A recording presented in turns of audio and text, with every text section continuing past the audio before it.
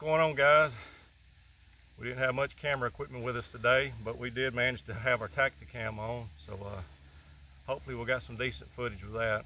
What basically transpired today is we got off work and come to some property that we got leased. We knew a couple of gobblers here, had them on camera on the being in the fields and stuff with the game cameras, and I got in here. I set up about 3 o'clock, heard a gobble back over my shoulder here, and he wasn't talking much, so I started calling to him a little bit, and I finally shut up. The bird ended up coming in right around behind me, so I had to spin all the way around my tree here with my chair and shoot through a small opening. But man, I'm tickled to death. First bird I've killed in a while, and guys, it doesn't get any better than this. This is one beautiful bird right here, and I'm thankful for it.